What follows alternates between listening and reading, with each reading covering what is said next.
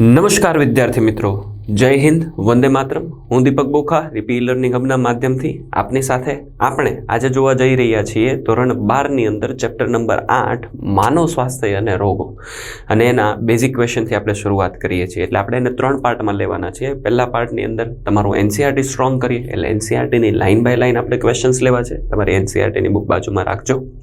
બીજાની અંદર NEET special પર જઈશું અને ત્યારબાદ લાસ્ટમાં આપણે ક્રિટિકલ ક્વેશ્ચન્સને પણ જોઈશું. તો ચાલો શરૂઆત કરીએ છીએ આપણે પ્રસ્તાવનિક ક્વેશ્ચન્સથી. માનવ સ્વાસ્થ્ય અને રોગોમાં તમારો પહેલો ક્વેશ્ચન અહીંયા છે, ખાલી જગ્યાએ રુધિર પરિવહનની શોધ કરી. ક્વેશ્ચન તમને ડાયરેક્ટ ક્યાંથી મળી જશે બાળકો? તો કે તમારી ચોપડીમાંથી. વિલિયમ હાર્વી હતા જેમણે રુધિર પરિવહનની શોધ કરી. રોબર્ટ મે નહીં, રોબર્ટ હુક નહીં અને વિલ્કિન્સન નહીં. ઓકે બાળકો.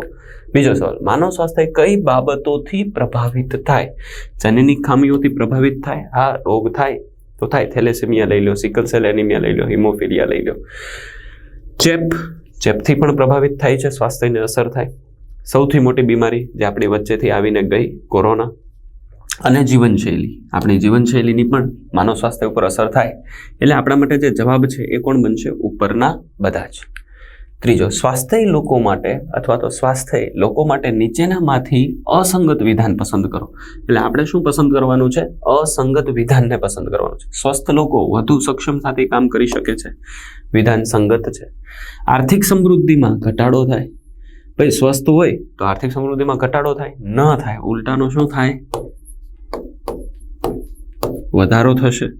સ્વાસ્થ્ય આયુષ્ય વધારે છે. શિશુ અને માતાના મૃત્યુદરમાં ઘટાડો કરે. એનો મતલબ આ સેન્ટેન્સ આપણા માટે કેવું છે? અસંગત છે. ક્લિયર? કેન્સર ખાલી જગ્યા રોગ છે અને એડ્સ ખાલી જગ્યા રોગ છે. એડ્સ જે છે એ ચેપી રોગ છે અને કેન્સર જે છે એ બિન ચેપી રોગ છે. ચાલો મિત્રો, ક્લિયર અહીંયા સુધી? ઓકે, નાનકડું અમથું થેન્ક યુ છે.